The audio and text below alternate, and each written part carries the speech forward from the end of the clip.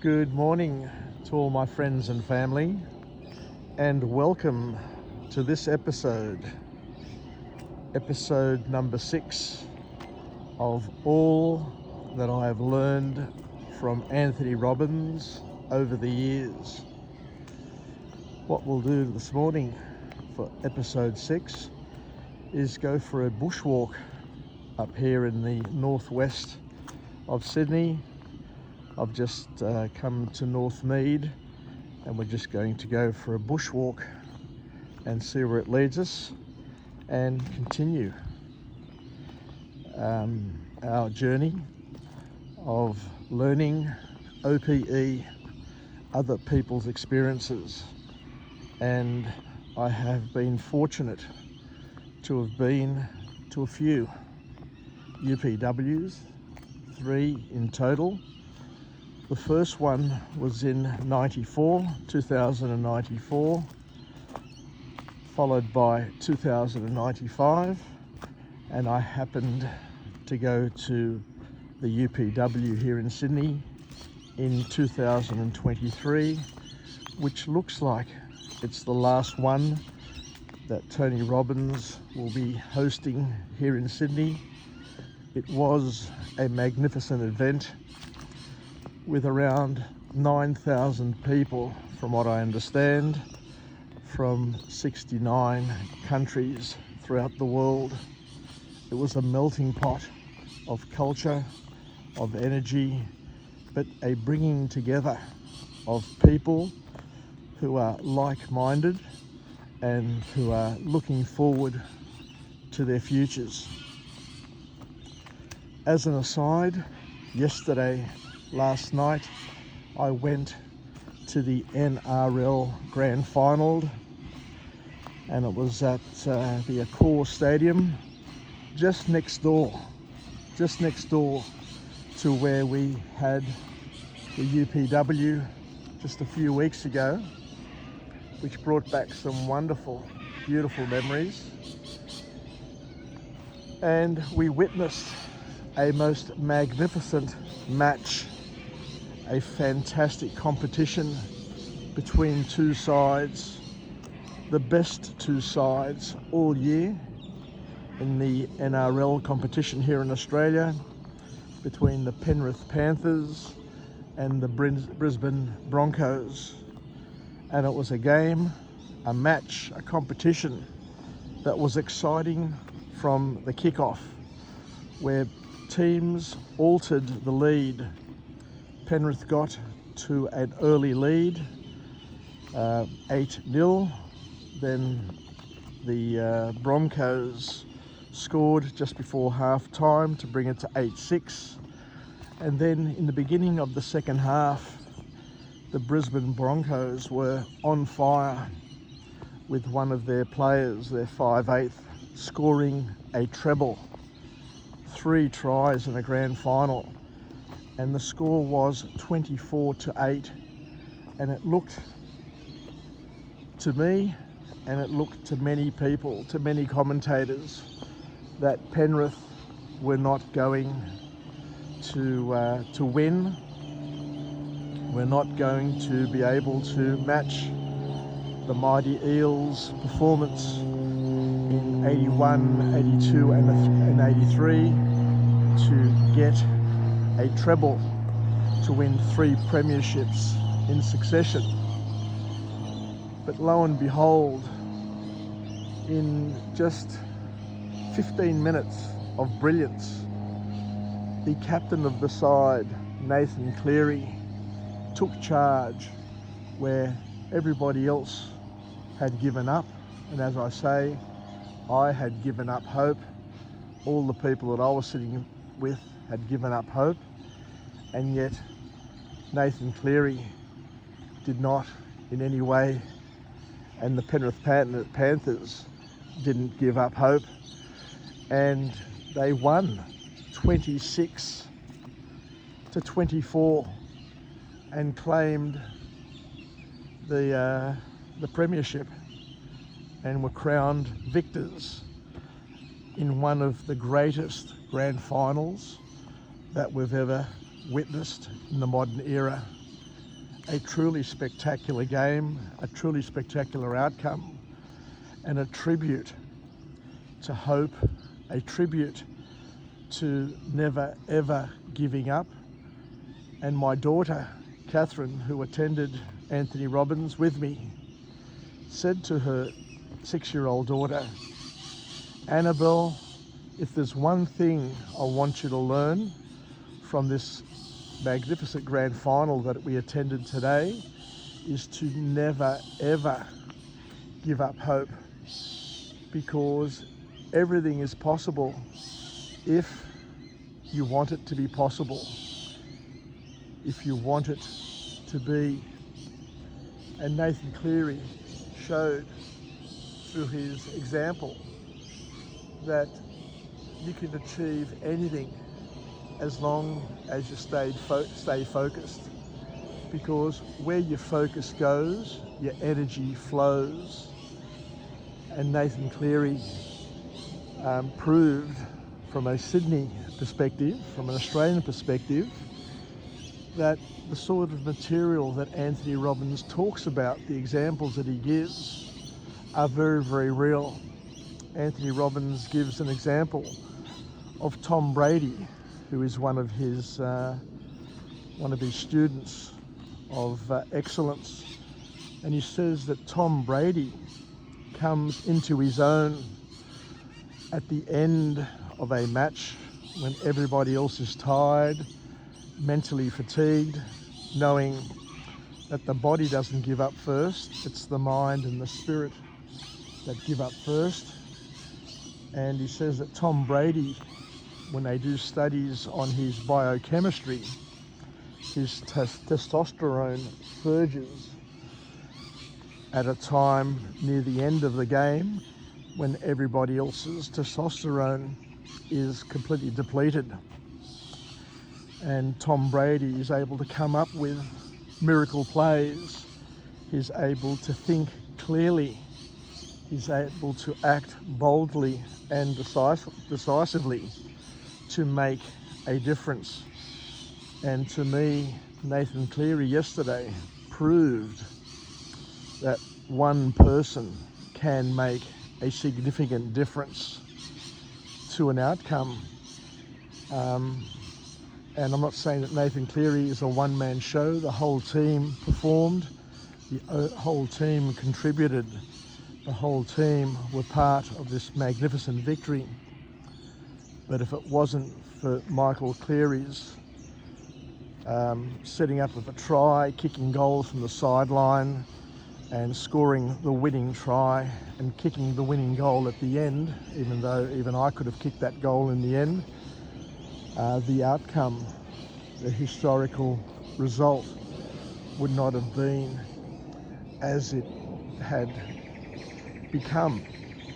So once again, a tribute to excellence, a tribute to courage, a tribute to never ever giving up, and an opportunity for people of Australia to witness a historical moment, a moment where the Penrith Panthers equalled the mighty Parramatta Eels in being able to secure not one, not two, but 3 grand final victories in a row.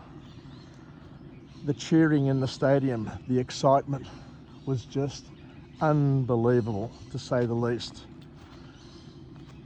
So well done. Well done to the Penrith Panthers, and let's see what else we can learn, because in our lives, Anthony Robbins teaches us time and time again that you can learn through your own trial and error. You can learn from living your own life, but that takes a lifetime. That takes a lot of energy, a lot of money, a lot of pain, and in some cases, a lot of suffering. But we can also learn by modeling ourselves on what other people do, by learning what other people do and using that and modeling ourselves on that and getting a free ride. It's called OPE, Other People's Experiences, and you can learn about it by watching sport like we did yesterday and learning to never ever give up, and where your focus goes, your energy flows, and to also understand that you can get it from books, from documentaries, and by just studying people who are leaders in the field and trying to figure out and understand what's the half dozen things that they do which are above average and what set them apart and make them champions in their own rights. Anthony Robbins is big on saying that we shouldn't spend too much of our lives and too much of our energy comparing ourselves and being trapped in comparisons to others, to other people, because in many ways it's hard to compare apples to oranges or apples to pears, and to understand very, very clearly that all people are different from each other. And as we've talked about in previous episodes, we're different from each other and we're different for each other. But what Anthony Robbins says is that the comparisons that people make in today's world are really, really unfair. And the reason why they're unfair is that we've got a thing called social media. We've got YouTube, we've got Instagram, we've got Facebook. There are so many platforms now where people can push out their brand, push out their marketing image, which isn't necessarily who they really are, but an altered persona in terms of who they'd like people to think they are. So Anthony reminds us to not believe all the BS that appears on social media, and to understand that the most important person to compare yourself to is yourself. It's critical to be able to achieve personal bests in your life, so that you compare yourself to yourself rather than compare yourself to others, because the comparison to others may be a false comparison, may be an unreal comparison, where it depresses you, where it causes you grief, it causes you to feel less of yourself than what you really are. So when it comes to comparison, by all means compare yourself to yourself. If you're a Christian like me, you can compare yourself to an ideal, such as a saint, or even Jesus, God himself, and know that this is the standard, the highest level of standard, but it also shows you what is capable and what is possible, and what is real. It's important to compare yourself to things that are real, things that are going to help you grow, develop, and become better as a person, as opposed to trying to chase something that is maybe not real. And the other thing that Anthony Robbins says, and this is quite interesting and powerful, and I hadn't quite appreciated it before, but I appreciate it a lot more now. And he says that when energy is low, when our energy is low, you have a low chance of execution because you don't have the necessary momentum to get you over the humps or through the barriers or through the potholes in life. So if there's one lesson that we can all learn, if there's one thing that we can implement into our lives, is that energy is the most important thing. If you're in a social circle where there are some people who have low energy, then chances are those people are going to be depressed. Chances are that those people are going to be low achievers in some way, shape or form, because they can't muster the energy, they can't create the necessary momentum to get them through a channel and through the challenges that no doubt life will throw in their path. And one of the big parts of the problem is that we tend to talk ourselves out of doing what you need to do in order to achieve the things you want to achieve or you need to achieve. Now, one thing is to want to achieve something. The other thing is to understand there are things that we need to achieve because of the roles, the many, many roles that we play in life.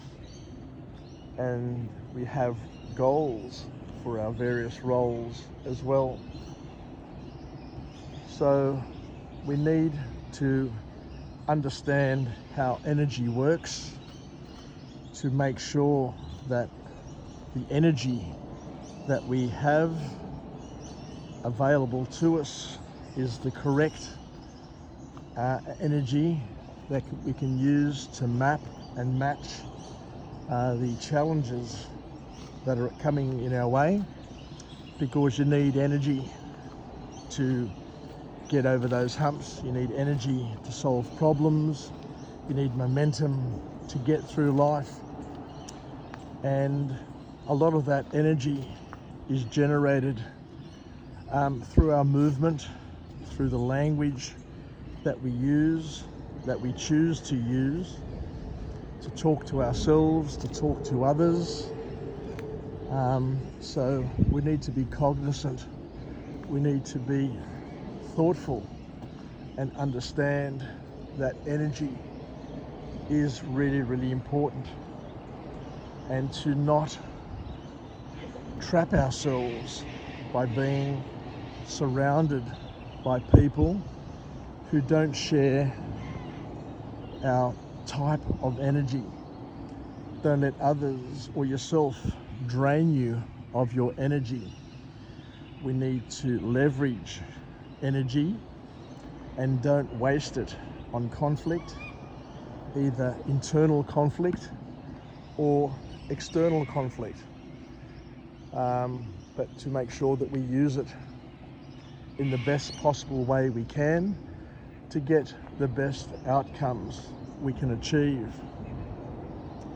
And this is where Anthony Robbins normally moves on to another topic, where he talks about the mastery of the science of achievement, and to convince us that achievement isn't just a fancy sort of thing, it doesn't involve luck, but there is a science and an art behind achievement and being good or better at what you are doing. We need to understand that achievement has certain patterns that we need to follow and we need to implement.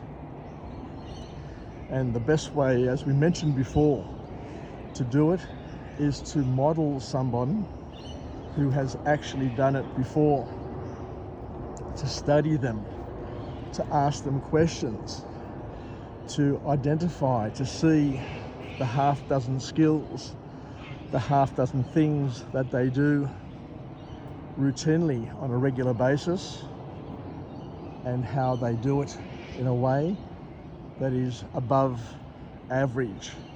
They do it automatically, they don't need to think about it. They see the pattern, they understand the pattern, they can anticipate what's going to happen, and rather than skating to the puck, they skate to where the puck is going to be. So we don't need to reinvent the wheel. The wheel has been invented and been improved so many times before. We don't need to waste our time, don't need to waste our energy to try and find or invent the wheel. We can get it much more accessibly these days through the internet, through our social circles, through our peer groups. We could identify the skills that are required and I look for and find those role models and ask them the questions, study them. Don't just look at them, study them and ask empowering questions to try and release the secrets of their excellence.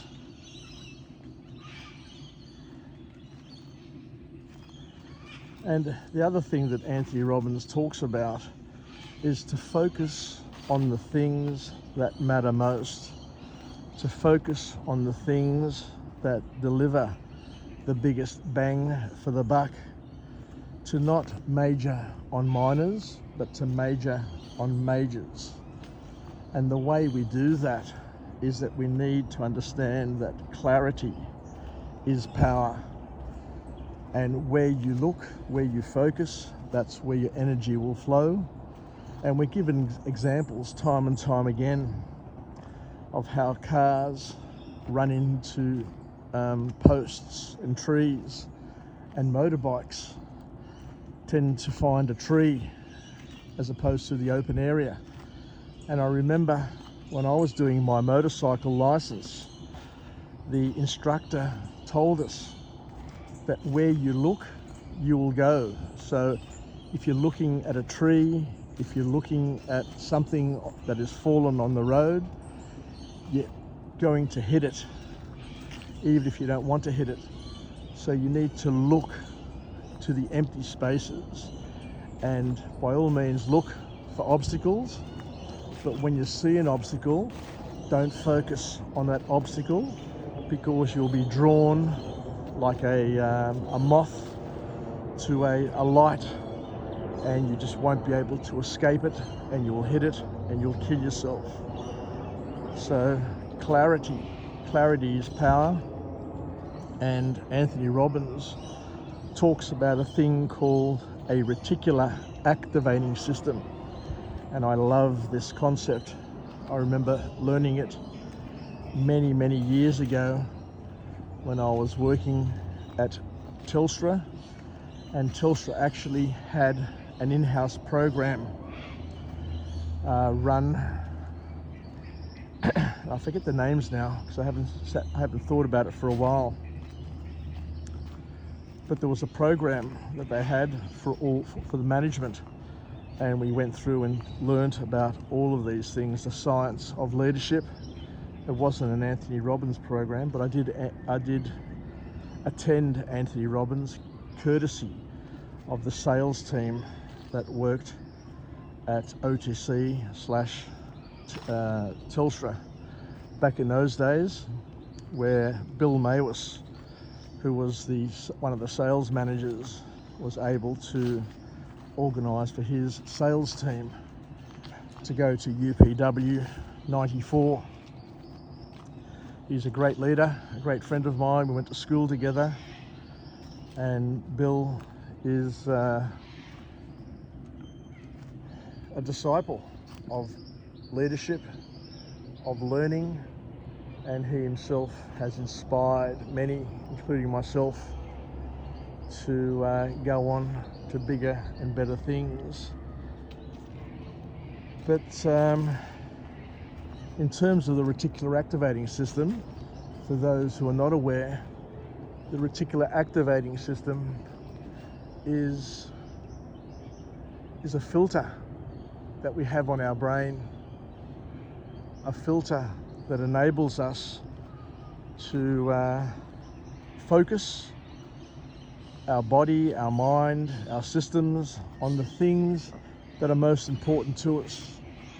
And in order to make this and put this into perspective, what we need to understand is that every single thing that comes through our senses, our sight, our feeling, our hearing, our taste, and all of those 5 senses, everything that comes through the senses, those birds squawking in the background, the aeroplane going overhead, the crunching of the leaves under my boots, the feel of the little brisk cold air on the hairs of my forearm, the sun just filtering through those trees, all of those things and many, many more that I can't even focus on, I don't even know that are happening, are coming through my senses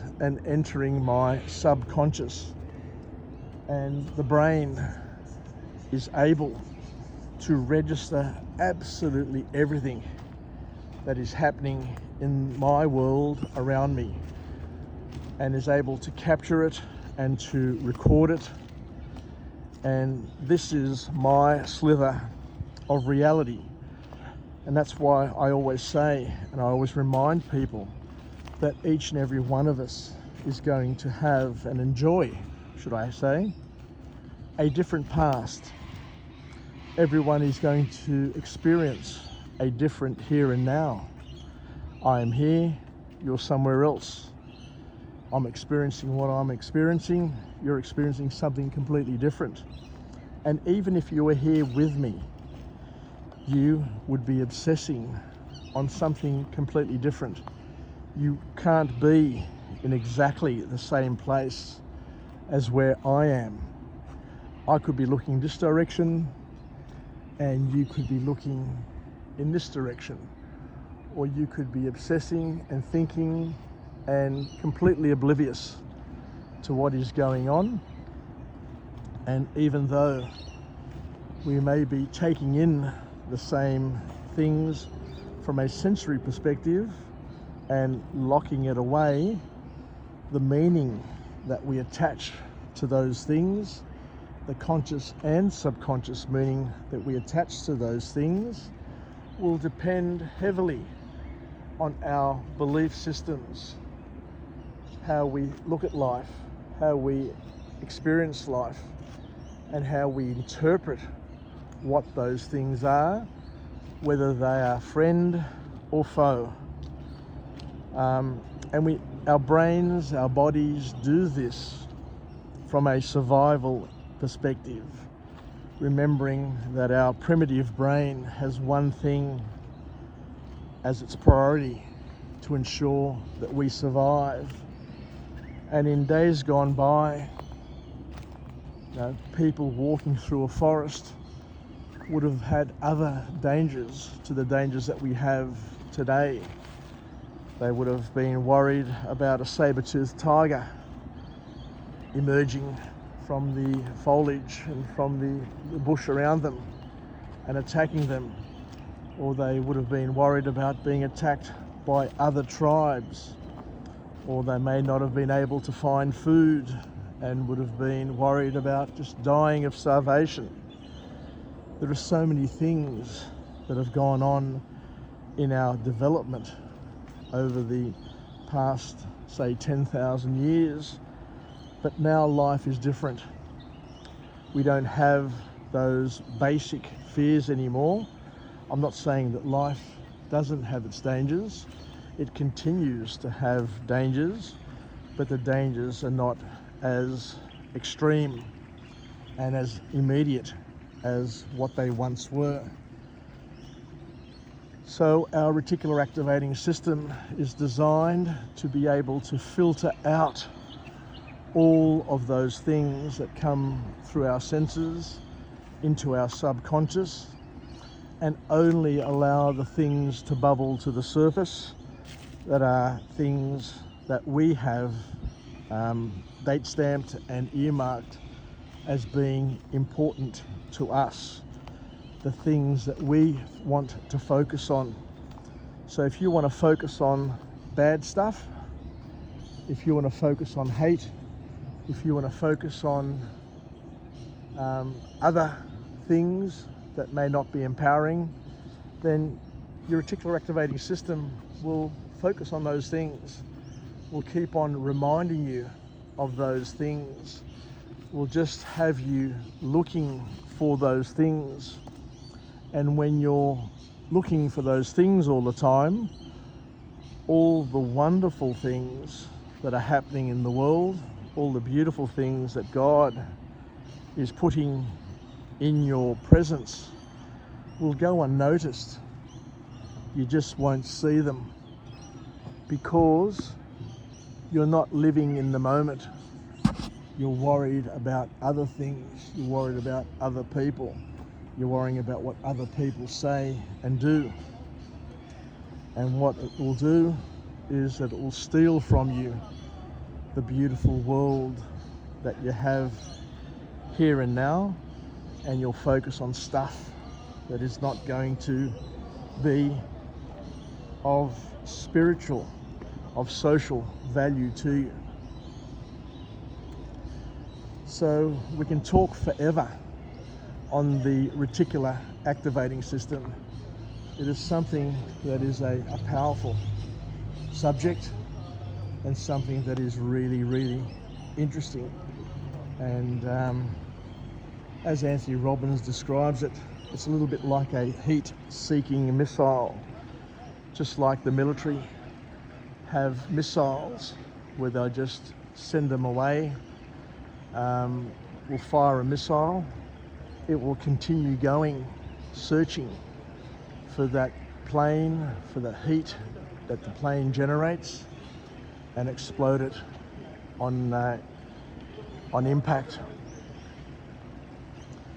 Because your reticular activating system is an example of where your focus is, that's where your energy flows, and we need to be able to embrace it, understand it, and use it to our advantage, and to focus on the things that are going to be of significant spiritual, emotional, financial value to you in your life, rather than to waste your valuable time searching for the things that are wrong in the world, rather than searching for all the things that are right in the world. Tony Robbins says that it's much easier to focus on the things that are wrong. It's much easier focusing and identifying the things that are terrible in our environment. Much easier to focus what's wrong with your partner, with yourself. And don't get me wrong, it's important to be able to identify the things that we don't like. But as Tony Robbins says, the thought isn't what matters. What matters is what you hold. What matters is what you obsess on, what you stick to in terms of looking for. By all means, we need to be able to balance the good with the bad, the positive with the negative, but to not spend too much time ruminating and focusing on the things that are not going to be productive. Because once again, where you focus, that's where your energy flows, and you want your energy to be flowing in the direction that is going to be productive for you in your life. So where are we heading with this? What can we learn from this? Tony Robbins tells us that we need to have clear focus and to understand exactly what we're looking for. Because when you have clear focus and know exactly and unambiguously what you're looking for, what you're doing is you're giving your reticular activating system, your RAS, some very, very clear and precise parameters for it to conspire with the universe to magically manifest these things in your life. Because clarity, absolute clarity, is power. I remember working for an IT company called Advantra many years ago. And Advantra was a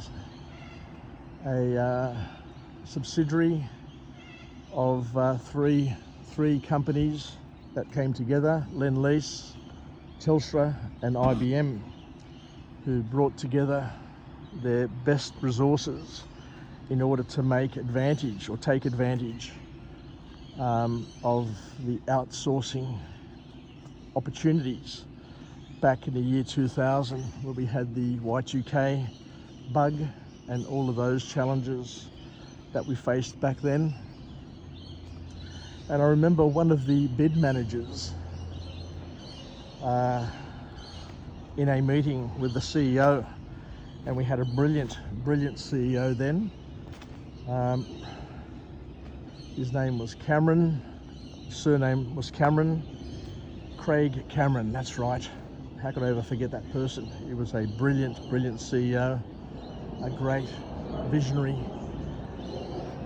And what they'd say there, and what Craig Cameron would always harp on when we'd have our presentations to the board, because we were doing pricing for outsourcing, for major outsourcing contracts, Craig Cameron would be always saying that we need to be very, very clear on our scope of work, and it needs to be clear and unambiguous. We need to know what the scope of work is, we need to know what we're doing, but we also need to ensure that the client also knows exactly what we say that we're going to do, so that there is no scope creep. We don't have any arguments in terms of who does what and who gets paid for what. He was very, very much a champion of clear and unambiguous scopes of work. And similarly, we ourselves need to also be very, very clear and unambiguous in what we communicate to ourselves in terms of what we're doing, why we're doing it, and to be able to clearly visualize the process, the outcomes, and the success at the end of it. We need to be clear with what we want. And this is very, very important as well. This is something that Tony Robbins harps on and says, it's more important to be clear and unambiguous in terms of what you want, to be clear and unambiguous in terms of what you don't want. But what you should do, and to be careful of, is not to be imprisoned in focusing all of your efforts and all of your life on trying to see and escape and avoid all of the things that you don't want, because what will happen is that you'll attract those things in your life, because that's what you're focused on. That's what your reticular activating system is telling you.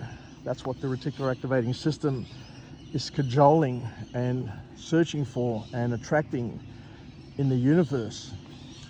Because I remember learning also that the brain can't tell the difference between don't spill your milk and spill your milk. It can't recognize the don't. If you're saying to a child, don't spill the milk, don't spill the milk, don't spill the milk, the message, the focus that the brain is seeing, the thing that the brain is instructing everything, is saying spill the milk. It can't tell the negative, it can't understand the negative. All it can do is visualize the spilling of the milk. So once again, by all means, understand what you want, understand what you don't want, but focus only on what you want. Don't focus on what you don't want. Don't spend too much time telling children, don't do this and don't do that, because when you're telling a child, don't do this and don't do that, as we alluded to before, all they can process in their young brains is just do whatever you're told not to do, and you just can't help yourself. Your body just does it, and the reason why your body just does it is because that's the way we're wired. That's the way the brain works. That's the way the reticular activating system works. Where you focus, that's where your energy flows. So make sure that we're getting our brains to focus on the things that we want. Just crossing the creek here, almost went for a bit of a dive. So focus on the things that we want, and let other people focus on the things they don't want, because the things that they don't want will end up being the things that are manifest in their world. So as Benjamin Franklin said, you know, whatever you say is exactly right. Whatever you say, whatever you believe is exactly right.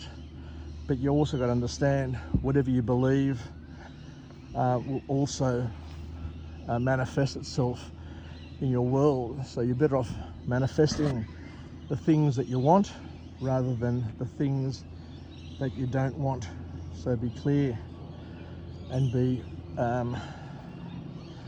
purposeful, be intentional, is what Tony Robbins says. Be intentional in terms of what you think about and how you think about things, so that you tap into the science of excellence, the science of learning, the science of achievement, and you can leverage it and make the most of it.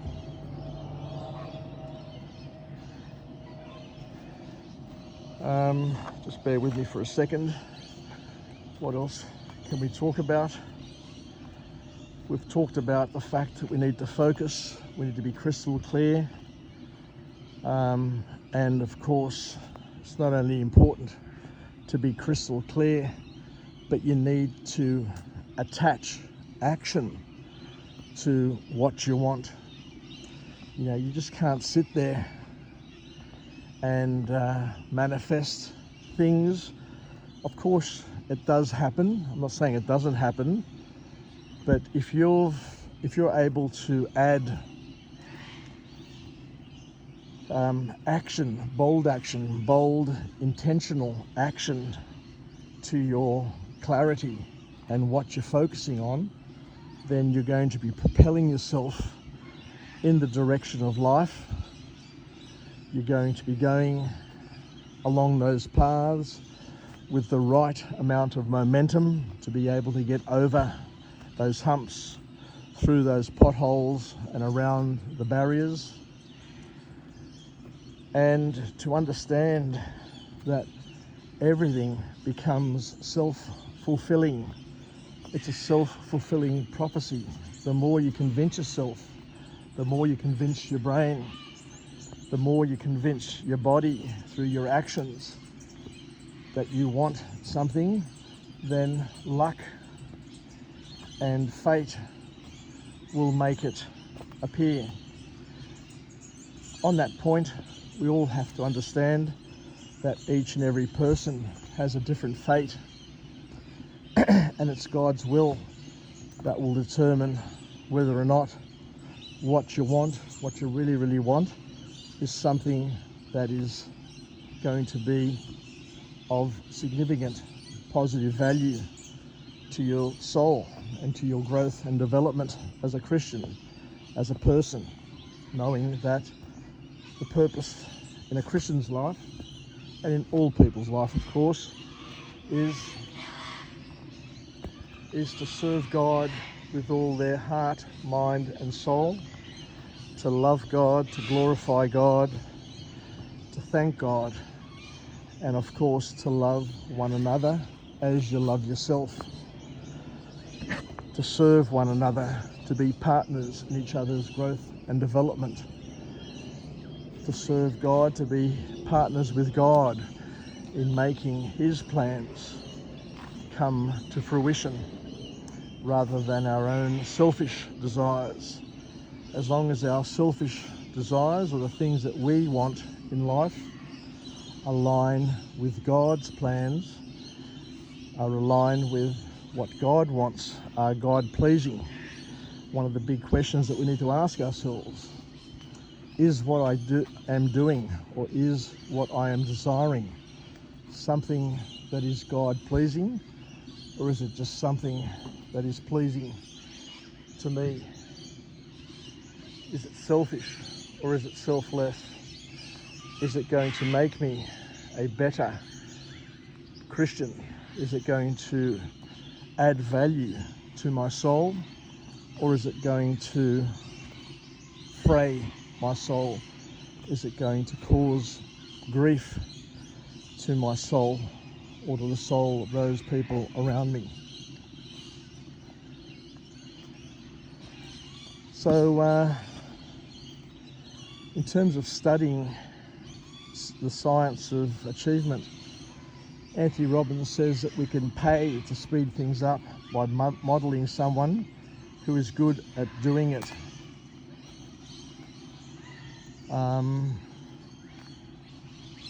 And once again, to appreciate and employ the reticular activating system, and to know, and I'll finish on this point, to know that in life we will achieve many things. We will make many, many great decisions. We'll make some poor decisions. And in a lifetime of 70, we're going to experience many, many ups and downs, good and bad, happy, sad, lots of different emotions along the way. Things will work out, other things won't work out. But at some point in time, we're going to look back over our lives and appreciate and thank God for the challenging times in our lives, because Anthony's a big proponent on growth and development. We need to continue to push ourselves to grow and develop. We need to hold ourselves at a higher standard. We need people around us to cajole us, to push us, to pull us, to bend us, to stretch us, and to get us to be better versions of ourselves, because he says that if you're not growing and developing, the opposite of that is you're dying and decaying. And whilst it sounds really, really bad, it's something that we need to appreciate and to try and help our children grow and develop. What's that in the water there?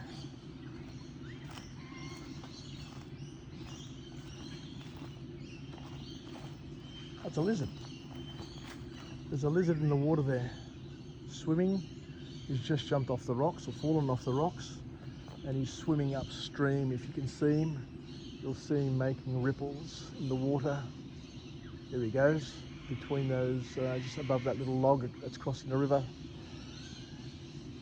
So what Tony Robbins is saying, and I think I've just lost my train of thought. What we're saying is that there'll come a time in our lives, I've remembered what I was talking about, where we will thank God because the worst days of our lives, or what appeared to be the worst day in our life, what appeared to be the end of the road is just a bend in the road, and that when we look back, the changes that we have made in our life based on that terrible experience will be potentially one of the best days of our lives, because it's enabled us to grow, develop, and become a better version of ourselves. It's helped us focus on the things that we truly want, the things that we truly desire, and it's going to help shape us, shape our character, shape us as people into becoming the people, the person, the son, the daughter, the brother, the sister, the employee that we needed to become in order to be the best that we could be. So there you go. How beautiful is this? It's like I'm in the wilderness. Hardly anybody about. Greenery, moss, rocks, trees, birds, nature at its finest. And it's here, believe it or not, in suburban Sydney. Just 10 minutes from where I live. But as they say, there's no difference between a person who lives in the city, in an apartment block, and those who don't make the most of their environment. I'm able to come here, get out of the house, and to be one with nature. I can feel that, you can feel the energy, the positive energy, the beautiful energy. And I remember once upon a time reading that the beauty of touching a tree and hugging a tree is that a tree doesn't have the same vibration as what we have, and it's able to neutralize the stresses that a person has, and you're able to be in an environment that helps balance the vibrations that we have. The Japanese are very big on tree hugging and being one with nature. And it's something that I respect, and it's something, I guess, that with time I've been able to appreciate and understand and make the most of it when I can. Wishing you all the best, and I look forward to coming to you from a different place with a different message of empowerment, where we're able to learn something new from all the wonderful teachings of Tony Robbins that I myself have been able to accumulate and to put into action over the years. Yasas, take care, and we'll chat again. This is Jim signing off from version 6, episode 6 of what I have learnt over the years from Tony Robbins, also known as Tony Robbins. Take care, yasas, and bye for now.